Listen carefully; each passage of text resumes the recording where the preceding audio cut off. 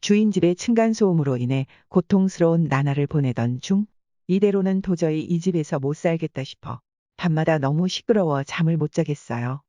조심 좀 해주세요. 201호 총각 이렇게 주인 집 아줌마에게 카톡을 보냈어요. 이튿날 바로 주인 아줌마가 우리 집으로 찾아왔더군요. 그동안 그렇게 시끄러운 줄 몰랐다며 너무 미안하다고 제대로 사과하고 싶다고 직접 장까지 봐와서 소고기장 조림과 무말랭이 밑반찬을 만들고 와서 건네주는데 그때부터 주인 아줌마와 친해졌고 주인 아저씨가 해외 출장으로 집을 비울 때마다 만취한 상태로 제 원룸으로 찾아왔습니다. 너무너무 외롭답니다. 저 넓은 집에 혼자 있기 싫다면서요. 그럴 때마다 묘한 기분이 들더라고요. 안녕하세요. 올해 29살 평범한 미혼남입니다. 3년 전 여름쯤에 지방대를 졸업과 동시에 서울에 첫 직장을 얻었고 회사 근처에서 자취를 시작한 지 횟수로 벌써 4년째이다. 그리고 3달 전쯤에 12살 연상의 여자친구를 만났고 바로 제가 거주하고 있는 원룸 건물의 주인입니다. 정확히 1년 전 건물 관리인이 연락이 와서 원룸 건물이 다른 사람에게 팔렸으니 앞으로 관리비는 다른 계좌로 붙여달라고 하더군요.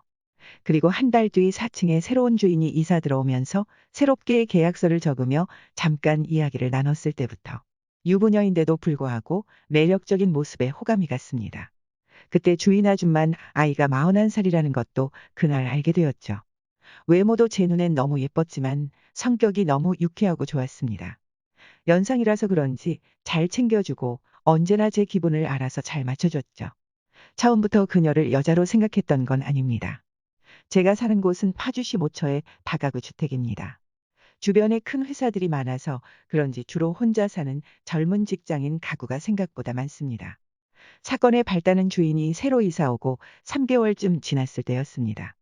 4층 주인이 이사 가고 새로운 주인이 이사를 들어왔는데 이전에는 주인이 어떤 사람인지 궁금해하지도 않았고 알고 싶지도 않았었는데 워낙에 동네도 조용하고 원룸에 사는 사람들도 배울 만큼 배운 사람들이라 워낙에 조심들 해서인지 하나같이 조용하게 잘 살았습니다.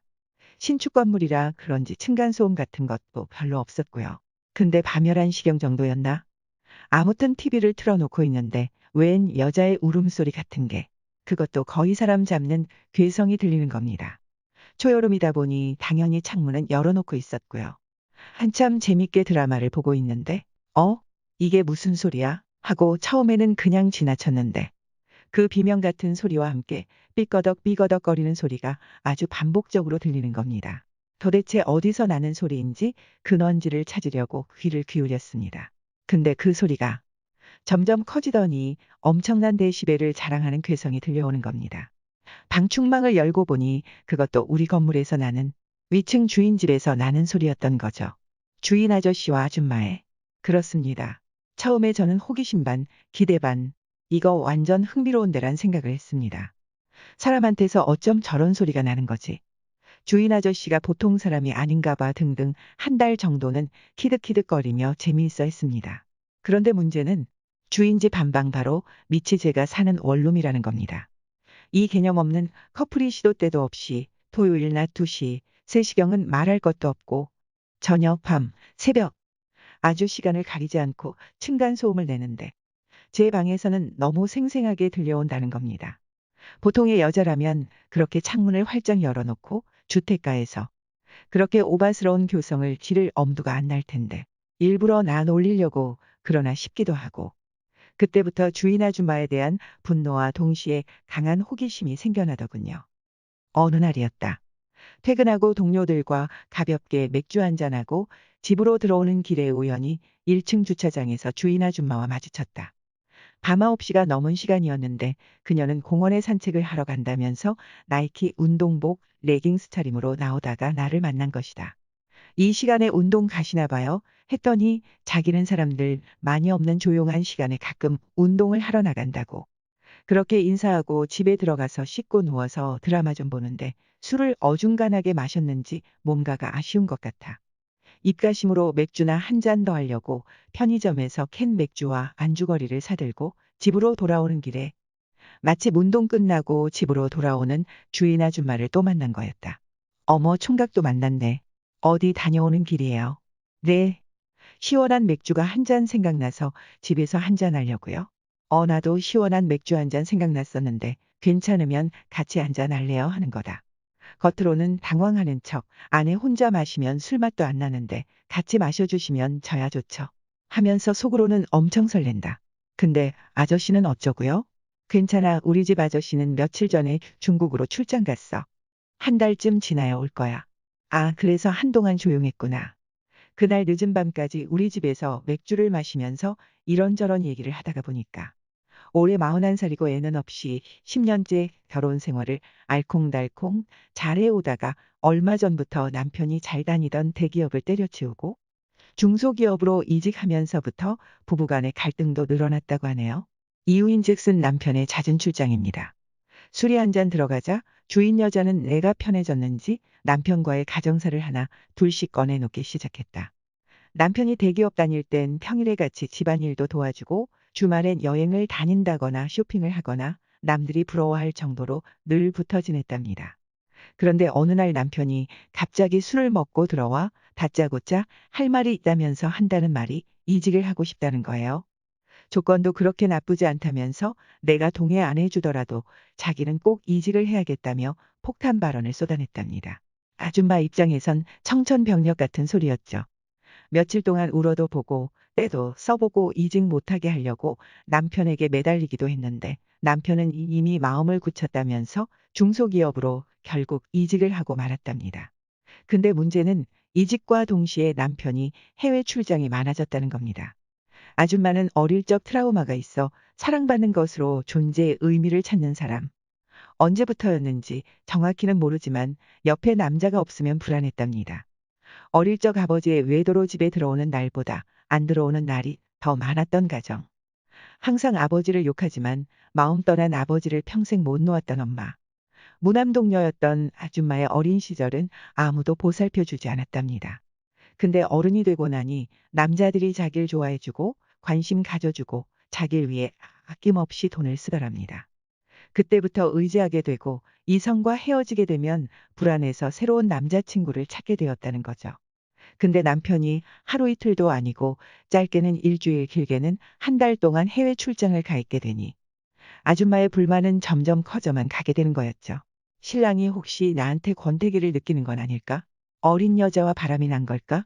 하는 불안감도 생겨나고 그날 우린 누나 동생 사이로 지내기로 했고 가끔은 서로의 술 친구가 되어주기로 했지만 남편이 출장으로 집을 비우는 날이 많아질수록 아줌마와 함께하는 시간은 더욱 많아졌고 내가 퇴근하고 집에 돌아오면 저녁밥도 먹고 커피도 한잔하며 허물없는 사이가 되어버렸다. 하루는 일찍 퇴근하고 집 앞에 도착했을 때쯤 그녀에게서 카톡이 왔다. 자기 집에서 저녁 식사를 같이 하자고. 이제껏 만나오며 그녀의 집에는 한 번도 가본 적이 없었기 때문에 저녁 밥상을 차려놓고 날 기다린다는 소리에 이상한 생각이 들기 시작했다. 여자들이 자기 집으로 들어오라는 말은 반 이상은 허락한다는 소리 아닌가. 별의별 생각을 다 하기 시작했다. 새 옷으로 갈아입고 그녀의 집으로 향했다. 그녀가 날 위해서 분주하게 저녁상 차리는 뒷모습을 보다 그녀와 눈이 딱 마주쳤는데 그 상황이 왠지 좀 쑥스러웠다. 준비한 갈비찜과 된장찌개로 식사를 한 후 그녀는 시원한 아이스커피를 내왔고 우린 마주 앉아 이런저런 이야기를 나누었다. 평소보다 조금 어색한 분위기를 바꾸고자 그녀가 먼저 술 한잔 하자고 해서 마시다 보니 슬슬 분위기를 타기 시작을 했고 결국 둘은 참지 못하고 사고를 치고 말았다. 이후 주인 아저씨가 해외 출장으로 집을 비울 때마다 술 취한 상태로 아줌마가 찾아왔어요. 몰래 만나온 지가 6달이 조금 넘어가고 우린 12살이란 나이차를 극복하고 서로 사랑하는 사이가 되었다. 근데 그녀가 유부녀란 게 문제란 거죠. 며칠 전 그녀가 우리 집으로 찾아와 남편과 이혼하고 나랑 살고 싶다고 하더군요. 남편과 관계가 소원해지면서 몇 차례 이혼 이야기가 오고 갔고 재산 분할하게 되면 지금 살고 있는 원룸은 아줌마한테 주기로 했다는데 이혼하면 자기랑 이 집에서 함께 살자는 겁니다. 그런데 살아오면서 이런 고민을 한 번도 해본 적이 없었는데 아줌마의 제안을 듣고 문득 이런 생각이 자꾸 듭니다. 제가 3년 정도 일해서 모은 돈이 5천만 원 정도 됩니다. 현재 반전세로 살고 있는데 보증금 3천만 원 제외하고 현금 2천만 원이 저희 전 재산이죠. 부모님 두 분 다 계신데 가정 형편이 별로 좋지 않아. 아들 장가 갈 때 넉넉하게 도와줄 형편도 아니고요.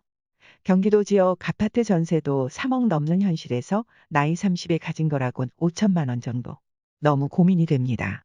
적지 않은 연봉 받으며 직장 생활하는데 아직 젊은 나이이긴 하지만 언제 돈 모아서 아파트를 살 수 있을까 싶네요. 하루빨리 좋은 여자 만나서 웬만하면 결혼하고 싶은데 아파트 전세 하나 얻을 돈도 없는 남자에게 누가 시집을 오고 싶어 하겠어요. 집 있는 상태로 시작해서 여행도 다니면서 삶을 즐길 수 있는 인생이 있을 테고 대출금으로 시작해 집 사는데 10년 걸린다면 애 낳고 키우다 보면 평생 대출금도 못 갚고 살게 되겠죠. 그래서 더 고민이네요. 주인 아줌마가 이혼하고 나랑 살게 된다면 비록 나이 차는 조금 나지만 다른 조건들은 저한테 너무 잘 맞거든요. 요즘 이혼 한 번 한 걸로는 흠도 아니고 40살 넘어 아기도 가질 수 있다고 하는데 사실 지금으로선 아무리 생각해봐도 그녀보다 더 좋은 조건을 가진 여자를 만날 수 없을 것 같은데. 더군다나 궁합도 잘 맞고 서로 다른 성격이지만 아줌마가 저한테 머리부터 발끝까지 전적으로 맞춰줍니다. 제 나이에 미혼녀를 고려하라고 주변에서 그러지만 이제껏 만나온 여자들과 비교해서 아줌마가 나이가 많을 뿐이지 어디 한 군데 빠지지도 않아요. 그녀가 경제적으로 여유로운 게 더 놓치기 싫은 게 저희 솔직한 심정입니다. 제대하고 알바도 하고 대학 졸업하자마자 직장 도구에 사회생활을 시작했지만 이렇게 월급 받아가며 언제 돈 모아서 내 힘으로 차 사고 집 사고 결혼할 수가 있을지. 그녀와 동거를 시작하게 된다면 제 인생에 한창 좋을 때를 그녀와 보내야 할 테고 어쩌면 그녀와 평생 살아야 할지도 모르죠. 어떻게 해야 할지 고민입니다.